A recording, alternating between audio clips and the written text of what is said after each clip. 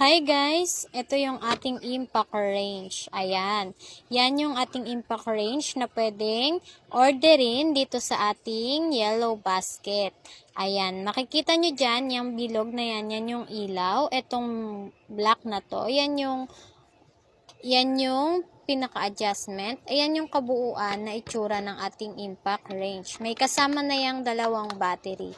Ayan yung mga itsura nila. Ayan. Check nyo na lang dyan. Then, yan yung pwede nyong matanggap kapag umorder kayo ng ating impact. 2 piraso na yan. May charge na yan mga Bebe Loves. Pero kung hindi, mas maganda i-charge nyo muna ha. May kasama na rin yung charger. Ito. Yan yung charger natin mga Bebe Loves ko. Mahaba yan ha. Hindi ko na tinanggal. Yang tinuro ko na yan. Dyan yung makikita yung ilaw kapag charging na siya. Ayan. Pa-freebies lang yan mga mima ko. Kapag umorder kayo ng impact range, may palibre ng mga ganyan. Ayan. Tingnan nyo kung gaano yan karami ha. Hindi lang yan mga Bebe Loves. Meron pa akong ipapakita sa inyo na mga kasama nyan. Ayan. Murang-mura nyo lang yan makukuha, ha? Ayan. Ayan, mga Bebe Loves ko. Ayan. Libreng-libre lang yan, ha? Marami yan actually, mga Bebe Loves. Ayan. Iba-ibang size na, mga Bebe Loves ko yan, ha?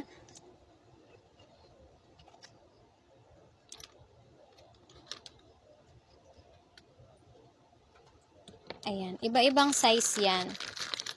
Tapos, sa tingin ko, pwede mo rin siyang ipangbarena kasi meron siyang kasamang ganyan eh.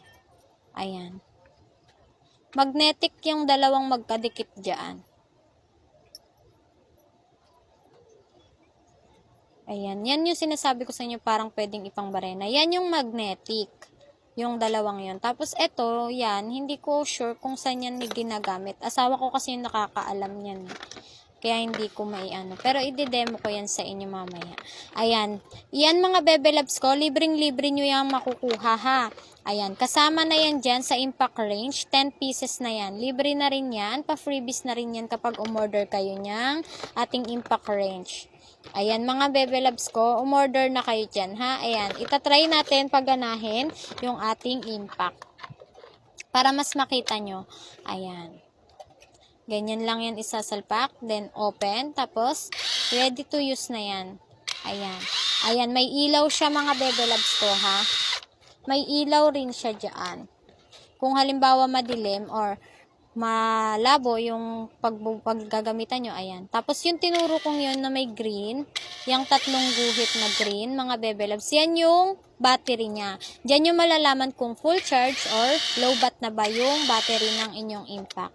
Then, yung pinaka-pinindot kong yan yung adjustment. Kung gusto mong pa left, pwede mong i-adjust. Then right, pwede mo rin i-adjust yan mga Bebe Loves. Then, kapag nakagitna, hindi mo yan siya mapipindot. Nakalock siya mga Bebe Loves ko kapag nakagitna siya ha. Tapos kung tatanggalin nyo, pipindutin nyo lang yan, then hila. Yun lang mga Bebe Loves ha. Ayan.